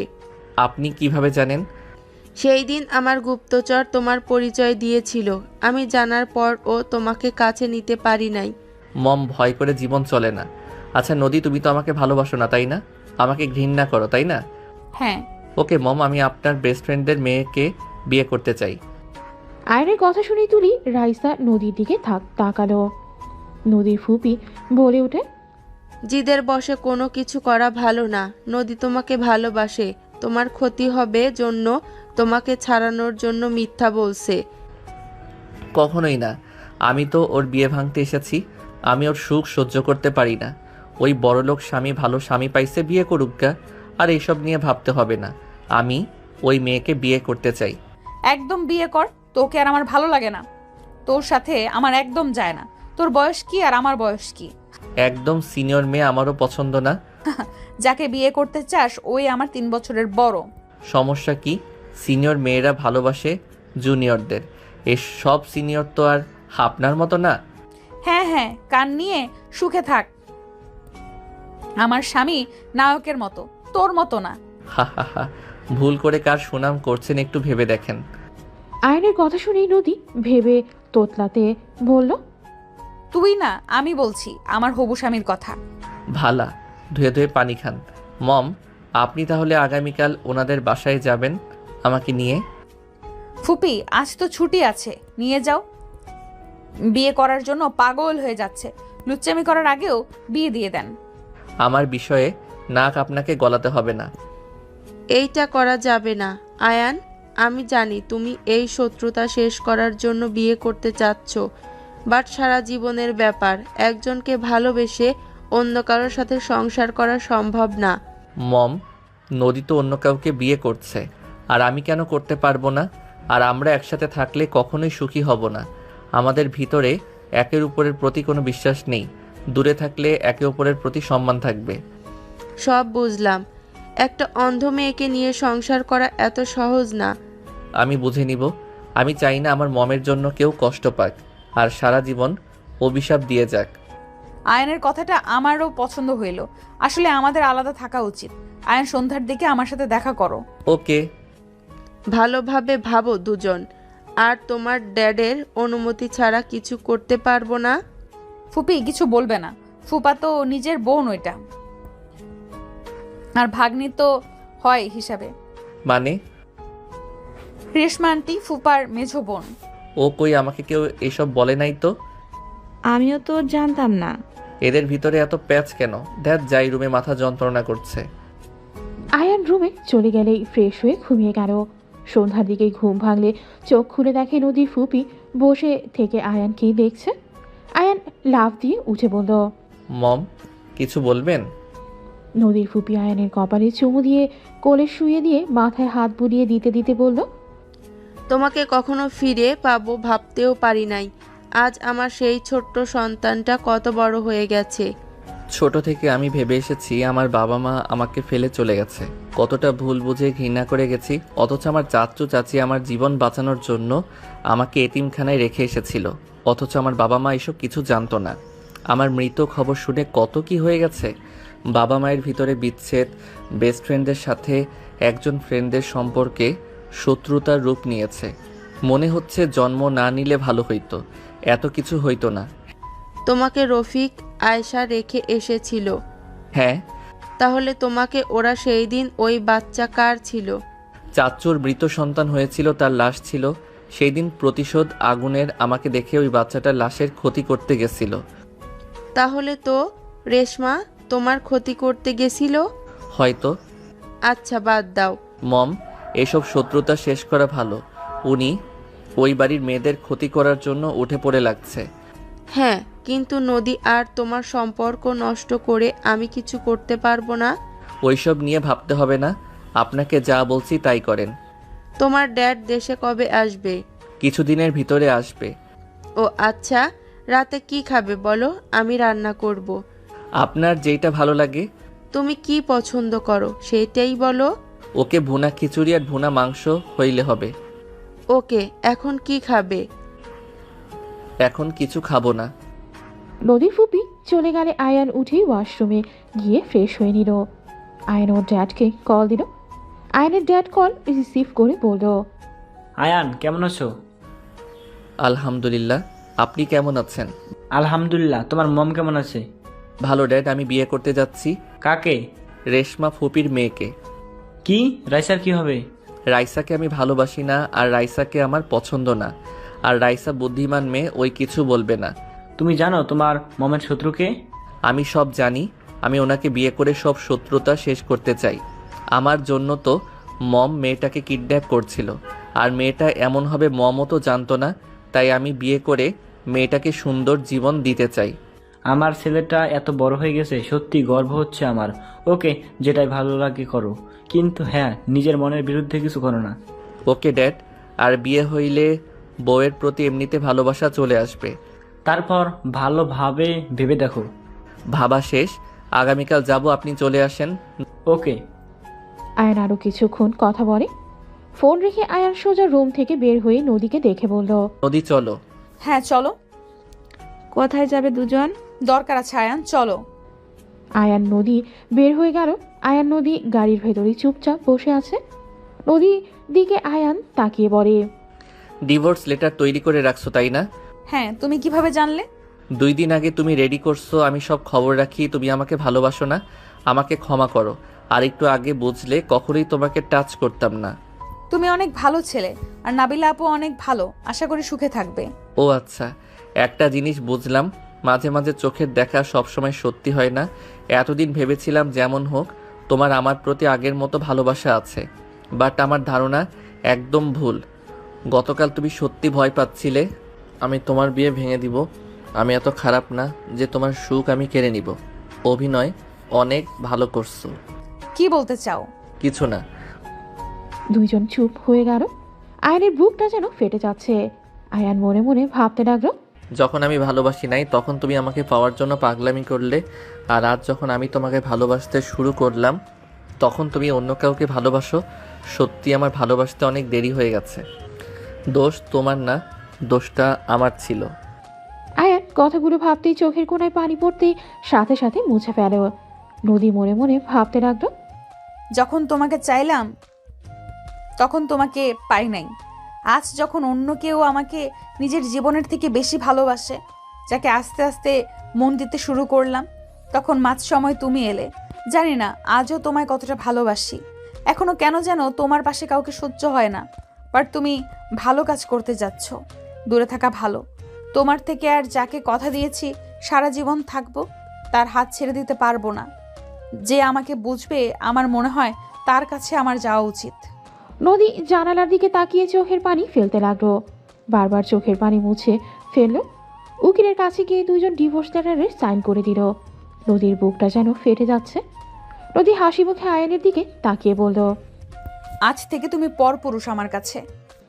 আয়ান মুখে হাসি রেখা টেনে বলে, একদম ভালো থেকো, শুভকামনা রইল। আয়ান নদী দুইজন বের হয়ে গাড়িতে উঠে বসলো। দুইজন চুপচাপ বাসায় চলে আসলো। দুইজন যার যার রুমে চলে গেল। আয়ান খাটে বসে বারবার চোখ মুছতে লাগলো। এদিকে নদী উপর হয়ে শুয়ে থেকে অঝরেই চোখের পানি ফেলতে লাগলো। 10টার দিকে আয়ান নদীকে ডাকলে দুইজন সবার সাথে বসে খাবার খেতে লাগলো। আয়ান চুপচাপ নিচের দিকে তাকিয়ে খাবার খেতে লাগলো। নদীর ফুপি বলে ওঠে, আয়ান, রান্না পছন্দ হয় নাই? অনেক বছর পর রান্না করছি তো, জানি না কেমন হয়েছে। মম অনেক মজা হয়েছে, মামি আর একটু দেন। হ্যাঁ মামুনি, অনেক মজা হয়েছে। আমি তো বিশ্বাস করতে পারছি না মামুনি, তুমি এত ভালো রান্না করো। সবাই মিলে নদীর ফুপির প্রশংসা করতে লাগলো। নদী আয়ানের দিকে তাকিয়ে ওর হাসি মাখা মুখটা দেখতে লাগলো। আয়ান খেয়ে হাত ধুয়ে বলল, অনেক খেয়ে ফেলছি, রুমে গেলাম। আর মম সকালে তাহলে ওইখানে যাব।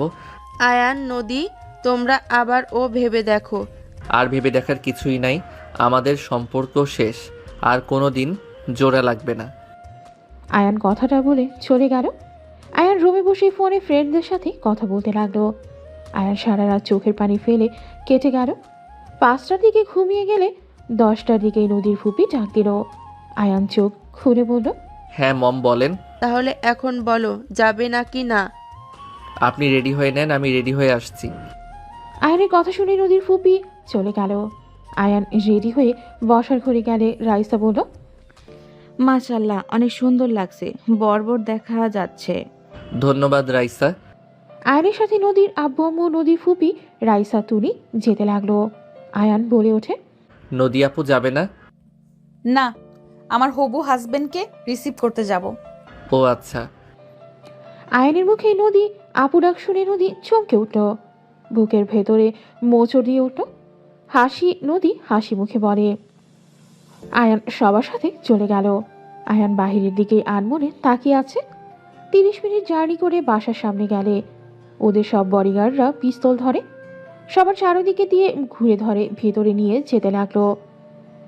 বাসার ভেতরে ঢুকতেই একজন ভেতরে কল দিলে সবাই ভেতর থেকে বাহিরে আসতো। রেশমাকে দেখে নদীর ফুপি বলে ওঠে, রেশমা, আমরা শত্রুতা করতে আসি নাই। রেশমা রেগে কোনো কথা না শুনে গুলি করতে যাবে। সাথে সাথে আয়ান সামনে থাকা বডিগার্ড থেকে পিস্তল নিয়ে রেশমার হাতের দিকে ঢিল মেরে পিস্তল ফেলে দিল।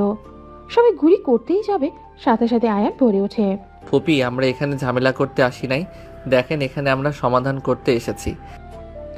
আয়ানের মুখ থেকেই ফুপি ডাক শুনে রেশমা সবাইকে থামতে ইশারা করে বলে, কিসের সমাধান?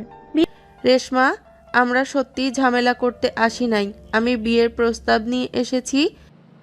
নদীর ফুপির কথা শুনে সবাই অবাক হয়ে গেল। একজন বডিগার্ডদের ইশারা করলে আয়ান রেগে একজনের হাত থেকে পিস্তল নিয়ে এক এক করে সবার হাতের দিকে গুলি করে ফেলে দিল। আর গুলির হাতে বাড়ি মেরে ফেলে দিয়ে বলে, কি সমস্যা? ভালোভাবে কথা বললে শুনতে মন চায় না। আর আঙ্কেল না কি হন জানি না, আপনার সমস্যা কি? বলতাছি ঝামেলা করতে আসি নাই, খুব পারেন নাকি? আয়ানের কথা শুনে রেশমা বলে, ভিতরে আসো, আর কেউ ওদের গায়ে হাত দিবে না। পাশের লোকটা বলে ওঠে, ভাবি এই ভুল করবেন না, ওরা আমাদের শত্রু। রেশমা বলে, ওইটা পরে দেখা যাবে, বেশি বুঝলে গুলি করে দিলেই হয়ে যাবে। আর চেক করো কার কাছে কি আছে। রেশমার কথা শুনে সবাই চেক করতে লাগলো। কেউ কিছু না পেলেই ওদের সবাইকে ভেতরে নিয়ে যেতে লাগলো। সবার ঘরে বসতে দিলেই রেশমা বলে, এখানে আসার কারণ কি? আমি যদি এখন সবাইকে মেরে ফেলি? যদি খুশি হোস তাহলে মেরে ফেল। রেশমা বলে, এইসব আবেগের কথা আমার এখন গায়ে লাগে না। এগুলা কারা? নাবিলা মামুনি কোথায়? নদীর ফুপির কথা শুনে রেশমা বলে উঠল, রুমে আছে। কেন, আবার কোনো ক্ষতি করা বাকি আছে নাকি? নদীর ফুপি বলে, রেশমা, আমাদের সন্তান মারা যায় নাই। এই যে এই ছেলেটাকে দেখছিস, এটাই আমাদের সন্তান। নদীর ফুপির কথা শুনে সবাই অবাক হয়ে আয়নের দিকে তাকালো। রেশমা বলে, কিভাবে? ওরা তো মৃত সন্তান পেয়েছিল। রেশমার কথা শুনে ওর দেবর বলে, আসলে ভাবি আমরা কিছু করি নাই, মৃত্যু সন্তান ছিল। আয়ান বলে ওঠে। আমি সব কিছু খুলে বলছি। আয়ান প্রথম থেকেই সব খুলে বলে।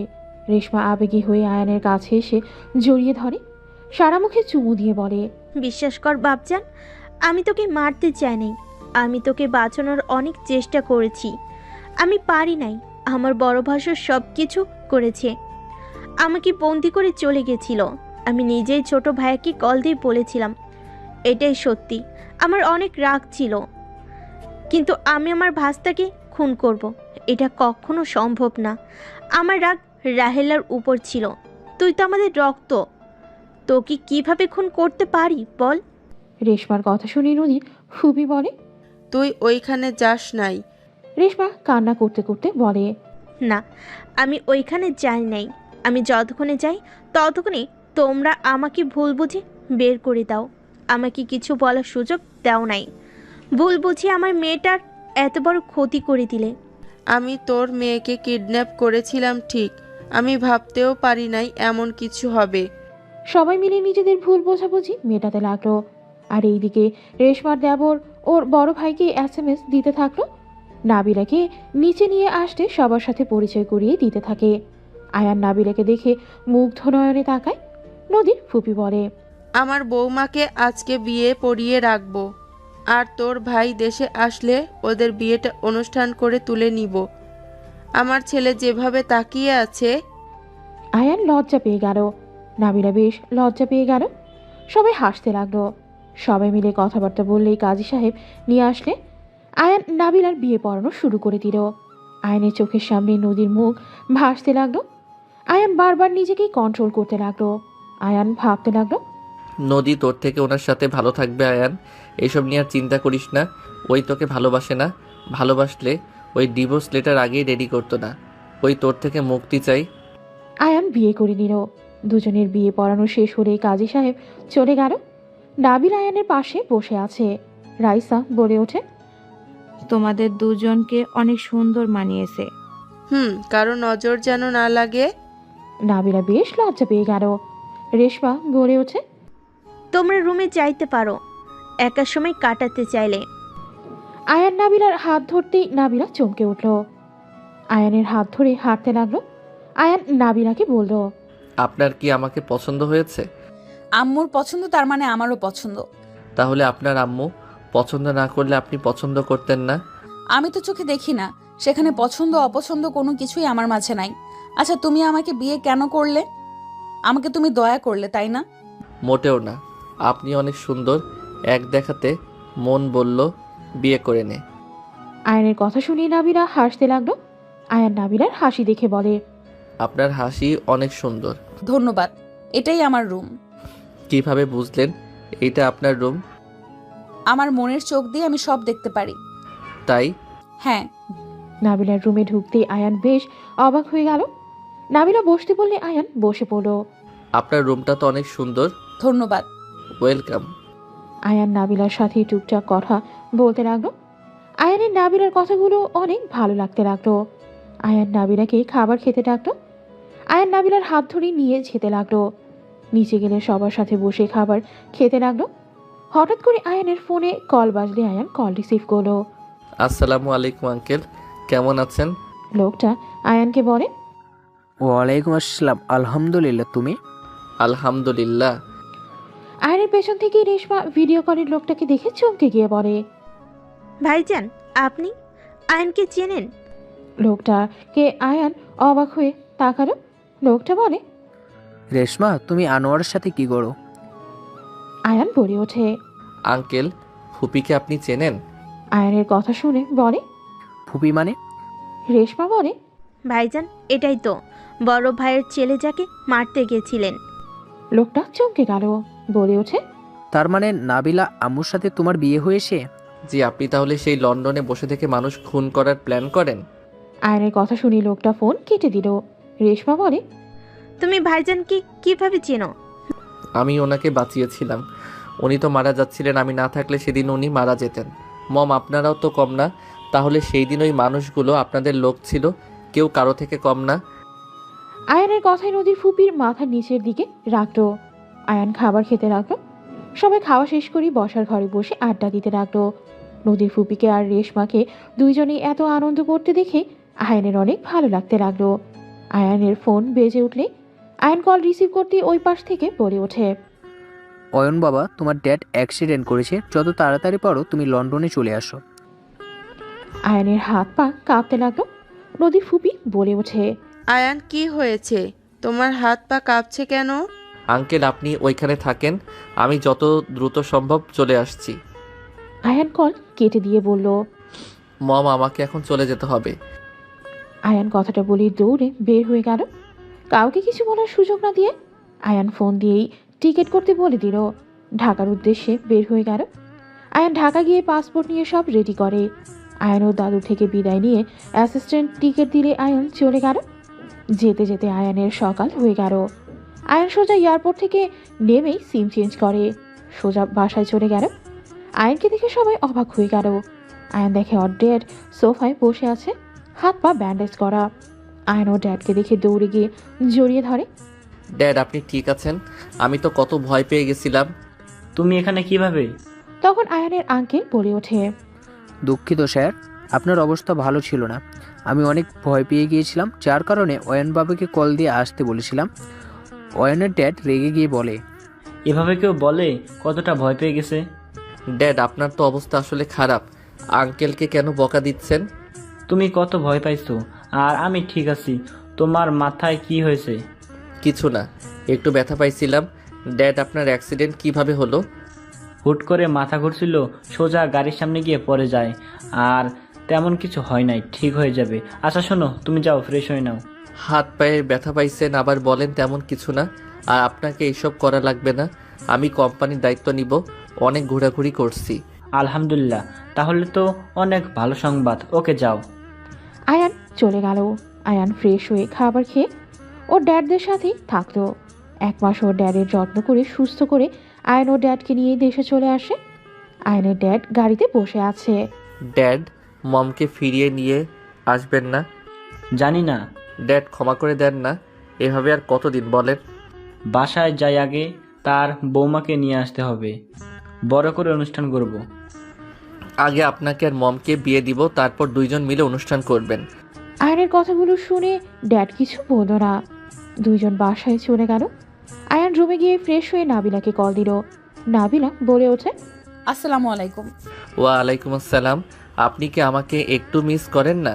মিস করি, বাট বড়টা তো অনেক ব্যস্ত। তাই হুম। খুব তাড়াতাড়ি আপনাকে বাসায় নিয়ে আসতে হবে, বউ ছাড়া একা ঘুমাতে সমস্যা হচ্ছে। আয়ানের কথা শুনে নাবিলা ফিক করে হেসে দিল। আয়ান মুগ্ধ নয়নে তাকিয়ে বলল, আহ কি মিষ্টি হাসি। ফাজিল। একবার কাছে নিয়ে আসি, ফাইজলামি কাকে বলে, কয় প্রকার সব বুঝিয়ে দিব। তোমার মাথায় কি সব সময় দুষ্টু বুদ্ধি মাথায় ঘুরপাক খায়? হ্যাঁ, বউ থাকলে কি সিঙ্গেল থাকতে মনে হয়? আসলে ফাজিল একটা, মুখে কিচ্ছু আটকায় না। হিহি। আচ্ছা থাকেন, অফলাইনে গেলাম। ওকে, আবার কখন কল দিবেন? আজকে আর দিব না। কেন? এমনি, বাই। আয়ান কল কেটে দিল। আয়ান ফ্রেশ হয়ে খাবার খেয়ে ঘুমিয়ে গেল। সন্ধ্যার দিকে আয়ান ওর ড্যাডকে জোর করে সিলেট নিয়ে গেল। নদীদের বাসায় ঢুকতেই দরজায় নক করলেই দরজা খুলে গেল। নদীর ফুপি আয়ানের ড্যাডকে দেখে থমকে গেল। আয়ান ওর ড্যাডকে নিয়ে ভেতরে ঢুকলো। সবার সাথে কুশল বিনিময় করলো। নদী ওর হাজবেন্ড নিচে নেমে আসলো। আয়ান পেছনে ঘুরে তাকাতেই নদী থমকে গেল। আয়ান হাসি মুখে বলল, আসসালামু আলাইকুম দুলাভাই, বিয়েতে তো আসতে পারি নাই, এখন আপনাকে জ্বালানোর জন্য চলে এসেছি। আয়ানের কথা শুনে নদীর হাজবেন্ড হেসে আয়ানের সালামের উত্তর দিয়েই আয়ানের ড্যাড আয়ানের সাথে কুশল বিনিময় করে। আয়ান নদীর হাজবেন্ড গল্প করতে করতেই বাইরে চলে গেল। আয়ানকে কল দিয়ে কাজী আনতে বলে। আয়ান নদীর হাজবেন্ডকে নিয়েই কাজী নিয়ে আসতে যায়।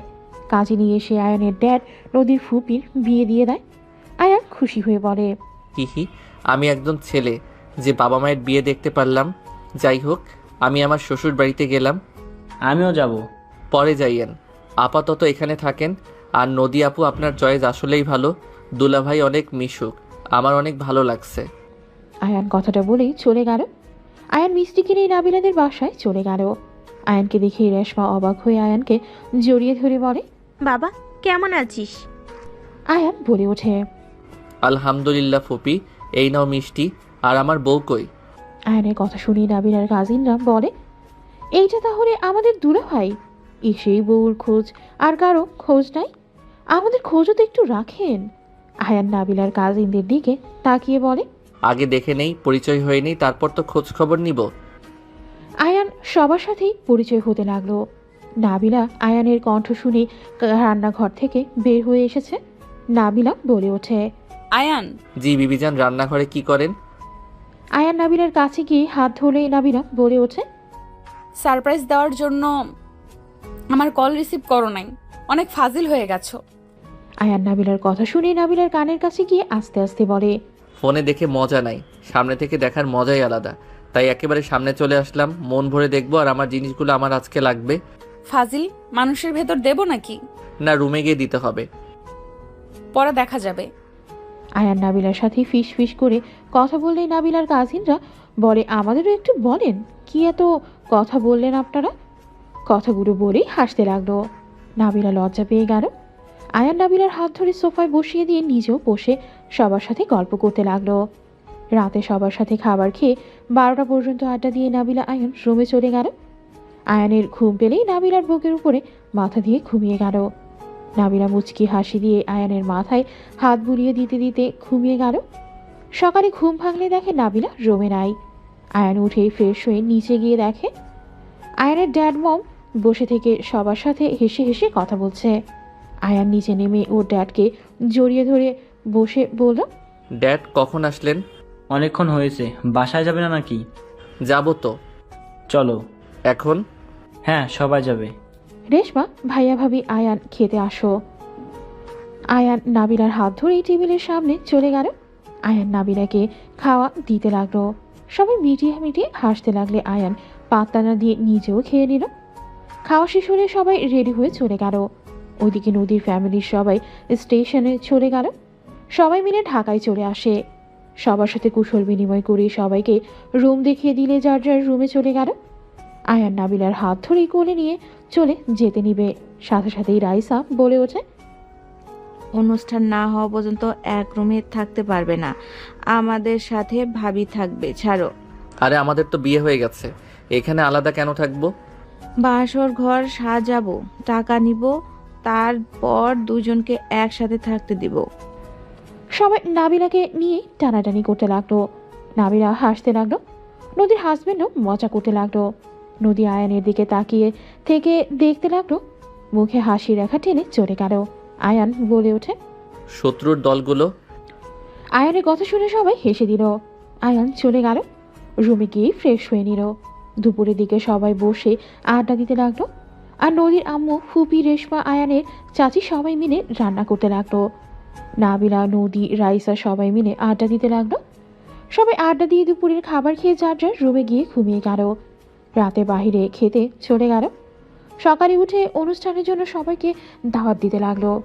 সারাদিন দাওয়াত দিয়ে হোটেল ঠিক করে ফেললো। 3 দিন পর আয়ান নাবিলার বিয়ের অনুষ্ঠান করে ফেলবে। আয়ান বাসর ঘরের সামনে দাঁড়িয়ে আছে। সবাই 1 লাখ টাকা দাবি করে দাঁড়িয়ে আছে তার সামনে। আর আমার মতো বেকার ছেলের সাথে এমন অন্যায় কিভাবে করতে পারো? 50,000 নিয়ে আমাকে ঢুকতে দাও প্লিজ। হবে না, আমাদের 1 লাখ দিতে হবে, না হলে বাসর ঘরে ঢুকতে দিব না। দেখ যাবো না, এত টাকা আমি কই পাবো? তোমার কার্ড দাও। কার্ড ব্যবহার করি না, আমি গরিব মানুষ। দেখো, যত দেরি করবে তত রাত বাড়বে, আর তোমার বউ ও অপেক্ষা করতে করতে ঘুমিয়ে যাবে। উফ, আচ্ছা চলো, ড্যাডের থেকে টাকা নিতে হবে। আয়ানের কথা শুনে সবাই আয়ানের সাথে যেতে লাগলো। হুট করে আয়ান দৌড়ে বাসর ঘরের ভেতরে ঢুকে দরজা লাগিয়ে দিয়ে হাসতে লাগলো। সবাই দৌড়ে গিয়ে দরজা নক করতে লাগলো। আয়ান হাসতে হাসতে বলে, এমন তাও 50,000 পেতে এখন তাও পাবে না? ফকিন্নি বিড়াল, তোর বাচ্চা উলঙ্গ হয়ে জন্ম নিব দেখিনিস। রাইসার কথা শুনে সবাই ফিক করে হেসে বলতে লাগলো, সব বাচ্চা তো উলঙ্গ হয়েই জন্ম নেয়, তাই না? তাহলে কি বলে গালি দেওয়া যায়? রাইসার কথা শুনে সবাই হেসে বলে, দরজা লাগিয়ে দিয়ে যার টাকা না দিলে বের হতে দিব না। ওটা ভালো আইডিয়া, দিলাম লাগিয়ে। টাকা ছাড়া কিভাবে বের হয় সেটাই দেখব। রাইসার কথাগুলো বলি সবাইকে নিয়ে চলে গেল। আয়ান নাবিলার পাশে বসে ঘোমটা খুলে কপালে চুমু দিয়ে বলল, মাশাল্লাহ, আমার বউকে একদম লাল টুকটুকে বউ লাগছে। আয়ানের কথা শুনে নাবিলা লজ্জা পেয়ে বলল, কি ব্যাপার রাইসা, রেগে গেছে কেন? টাকা দেই নাই জন্য লুকিয়ে চলে এসেছি। কিপটা নাকি তুমি? মোটেও না, লাখ টাকা আমার কাছে নাই, আর আমার বাসর ঘরে ঢুকা লাগবে, তাই চালাকি করে ঢুকেছি। যা টাকা দেওয়া সকালে দিমুনি। ও আচ্ছা। নাবিলা, তোমাকে আমার কিছু কথা বলার আছে।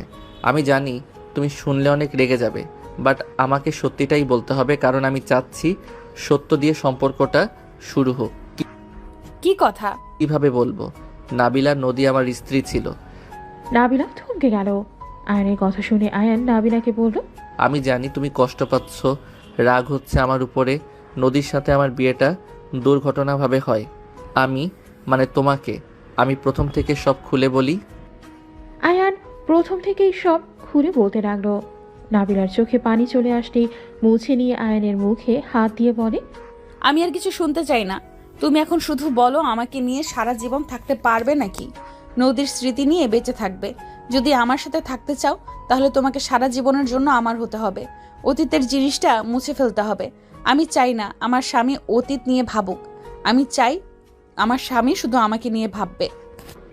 নাবিলার কথা শুনে আয়ান নাবিলার হাত ধরে বলে, আমি তোমাকে কথা দিচ্ছি, আজ থেকে আমি শুধু তোমাকে নিয়ে ভাববো। আমার অতীত আমি ভুলে যাব। আজ থেকে এই মনে শুধু তুমি থাকবে, আর কেউ না। কথাগুলো মনে যেন থাকে। আর আমি অন্ধ, এটা নিয়ে তোমার কোনো সমস্যা আছে? না। আয়ান নাবিলার দুই চোখে চুমু দিল। আয়ান নাবিলার হাত ছেড়ে দিয়ে বলল, ওয়েট। আয়ান পকেট থেকে রিং বের করে নাবিলার হাতে পরিয়ে দিয়ে হাতে চুমু দিয়ে বলল, বিবিজান চলেন না, আব্বু আম্মু হওয়ার ব্যবস্থা করি। আয়ানের কথা শুনে নাবিলা লজ্জায় লাল হয়ে যেতে লাগলো। আয়ান নাবিলার দিকে তাকিয়ে বলল, বাহ, আমার বউয়ের লজ্জা মাখা মুখটা দেখতে মিষ্টি লাগছে, মন চাচ্ছে খেয়ে ফেলি। না করেছে কে? নাবিলার কথা শুনে আয়ান খুশি হয়ে সোজা নাবিলার উপরে ঝাঁপিয়ে পড়ল। নাবিলা আয়ানকে পাল্টা কিস করতে শুরু করে দিল। আয়ান নাবিলাকে আদর করতে লাগলো। দুইজন আস্তে আস্তে হারিয়ে যেতে লাগলো ভালোবাসার সাগরে।